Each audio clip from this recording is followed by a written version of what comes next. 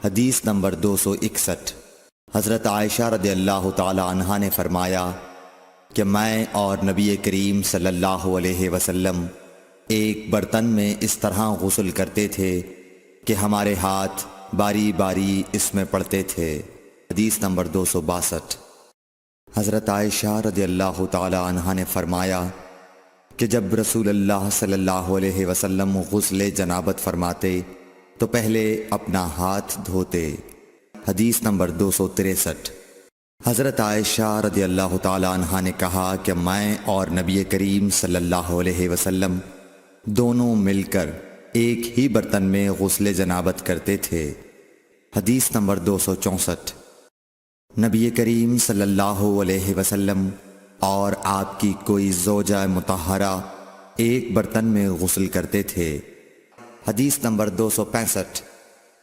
میمونہ بنت حارث رضی اللہ تعالی عنہا نے کہا کہ میں نے حضرت صلی اللہ علیہ وسلم کے لیے غسل کا پانی رکھا اور پردہ کر دیا۔ آپ نے پہلے غسل میں اپنے ہاتھ پر پانی ڈالا اور اسے 1 یا 2 بار دھویا۔ سلیمان اعمش کہتے ہیں کہ مجھے یاد نہیں راوی سالم بن ابی الجعد نے تیسری بار کا بھی ذکر کیا یا نہیں۔ پھر دانے ہاتھ سے بائیں پر پانی ڈالا اور شرمگاہ دھوئی، پھر اپنے ہاتھ کو زمین پر یا دیوار پر رگڑا، پھر کلی کی اور ناک میں پانی ڈالا اور چہرے اور ہاتھوں کو دھویا اور سر کو دھویا، پھر سارے بدن پر پانی بہایا، پھر ایک طرف سے رکھ کر دونوں پاؤں دھوئے۔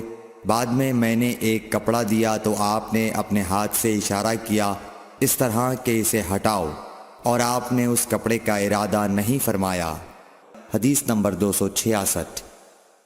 میمونہ رضی اللہ تعالی عنہا نے کہا کہ میں نے حضرت صلی اللہ علیہ وسلم کے لیے غسل کا پانی رکھا تو آپ نے پہلے پانی اپنے ہاتھوں پر گرا کر انہیں 2 یا 3 بار دھویا، پھر اپنے داہنے ہاتھ سے بائیں پر گرا کر اپنی شرمگاہوں کو دھویا، پھر ہاتھ کو زمین پر رگڑا، پھر کلی کی اور ناک میں ڈالا، پھر اپنے چہرے اور ہاتھوں کو دھویا، پھر اپنے سر کو 3 مرتبہ دھویا، پھر اپنے سارے بدن پر پانی بہایا، پھر آپ اپنی غسل کی جگہ سے الگ ہو گئے، پھر اپنے قدموں کو دھویا۔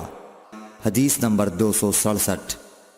حضرت عائشہ رضی اللہ تعالی عنہا نے فرمایا اللہ ابو عبد الرحمن پر رحم فرمائے، میں نے تو رسول اللہ صلی اللہ علیہ وسلم کو خوشبو لگائی، پھر آپ اپنی تمام ازواج مطہرات کے پاس تشریف لے گئے اور صبح کو احرام اس حالت میں باندھا کہ خوشبو سے بدن مہک رہا تھا۔ صحیح حدیث نمبر 268۔ نبی کریم صلی اللہ علیہ وسلم دن اور رات کے ایک ہی وقت میں اپنی تمام ازواج مطہرات کے پاس گئے، اور یہ 11 تھیں، 9 منکوحہ اور 2 لونڈیاں۔ راوی نے کہا میں نے انس سے پوچھا کہ حضور صلی اللہ علیہ وسلم اس کی طاقت رکھتے تھے؟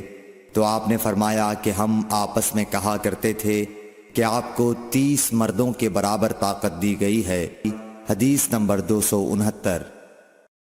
حضرت علی رضی اللہ تعالی عنہ نے فرمایا کہ مجھے مزید بکثرت آتی تھی، چونکہ میرے گھر میں نبی کریم صلی اللہ علیہ وسلم کی صاحبزادی حضرت فاطمۃ الزہرا رضی اللہ تعالی عنہا تھیں، اس لیے میں نے ایک شخص مقداد بن اسود اپنے شاگرد سے کہا کہ وہ آپ صلی اللہ علیہ وسلم سے اس کے متعلق مسئلہ معلوم کریں۔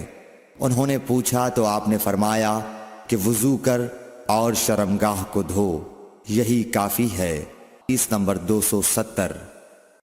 حضرت عائشہ رضی اللہ تعالی عنہ نے فرمایا میں نے خود نبی صلی اللہ علیہ وسلم کو خوشبو لگائی، پھر آپ اپنی تمام ازواج کے پاس گئے اور اس کے بعد احرام باندھا۔